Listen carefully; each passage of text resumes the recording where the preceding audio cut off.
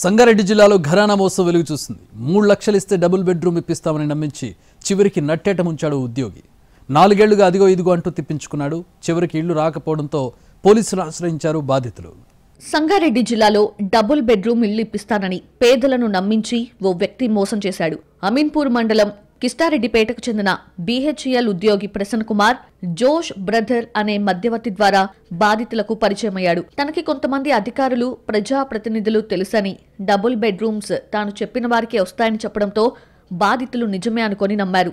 అలా నమ్మించిన ప్రసన్న కుమార్ ఒక్కొక్కరి దగ్గర నుంచి 3 లక్షల రూపాయల నుంచి 4-5 లక్షలు వసూలు చేశాడని చెప్తున్నారు బాధితులు. జోజీ అనే వ్యక్తి తరఫున ప్రసన్న కుమార్ అనే వ్యక్తి పరిచయం చేసి కేసీఆర్ డబుల్ బెడ్రూమ్ ఇళ్ల గురించి 2021లో డబ్బులు 3,80,000 రూపాయలు తీసుకోవడం జరిగింది.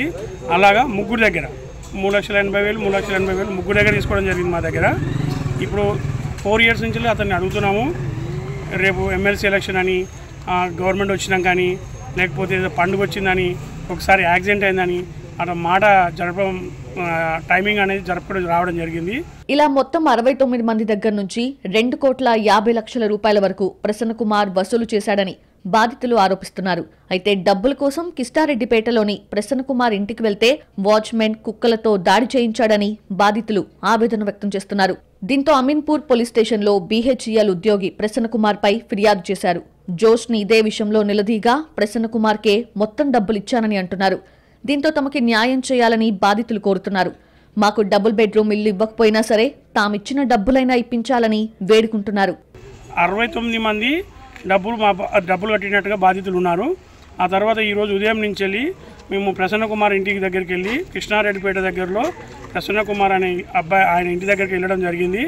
అతని ఇంట్లోకి పోగానే వాచ్మెన్ పిలిపించి బెదిరియడము, కుక్కలను వదిలిపెట్టడము, మా మీద వేరే వ్యక్తులతోని ఫోన్ చేసి మీరు అక్కడ ఉండొద్దు, తక్షణమే వెళ్ళిపోమని మాకు బెదిరింపు కాల్స్ కూడా వచ్చాయి. స్టేషన్లో కూడా కంప్లైంట్ ఇచ్చాము.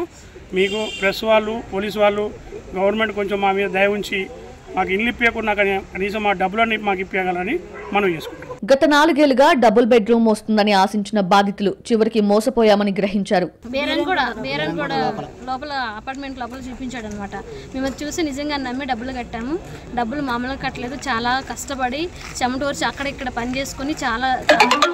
ఇప్పుడు ఇంట్రెస్ట్లు ఆ అమౌంట్లు సరిపోతే బయట ఇంట్రెస్ట్లు తీసుకుని 4 రూపాయలు 5 రూపాయలు లెక్క తీసుకుని ఆ ఇంట్రెస్ట్లకి చాలా ఇబ్బంది కడుతున్నాం. పిల్లలతో ఉన్నాము, పిల్లలకి స్కూల్కి ఫీజులు అన్నిటికీ ఇబ్బంది పడినా కూడా ఆ డబ్బులు అనవసరం కట్టాము. ఎందుకంటే పేదవాళ్ళం కదా, సరేలే ఇల్లు వస్తుందని ఆశతో కట్టాము. మేము జోజీ బ్రదర్ అనే వ్యక్తికి మేము డబ్బులు ఇవ్వటం జరిగిందన్న 2019లో. అంటే పేదవాళ్ళం కాబట్టి ఆశపడి ఇల్లు కోసమని వెనక ముందు ఆలోచించకుండా తప్పు చేయటం జరిగింది. ఇలాగ మేమందరం కూడా జోజీని తెలిసి అడిగినప్పుడు ఆ ప్రసన్న కుమార్ BHEL ఎంప్లాయీకి కూడా నేను తీసుకెళ్ళి ఇచ్చానంటే ఫ్యామిలీతో సహా వచ్చి మీడియాగా మాకు సపోర్ట్ చేసి పోలీస్ స్టేషన్ దగ్గరకు వచ్చి న్యాయం జరగాలని. మేము మోసపోయిన మాట వాస్తవం, కానీ మాకు న్యాయం జరగాలి. పేదల్ని ఆశలు పెట్టి డబుల్ బెడ్రూమ్ ఇప్పిస్తాననేసి మోసం చేస్తున్నారన్న. తమకి న్యాయం చేయాలని కోరుతున్నారు.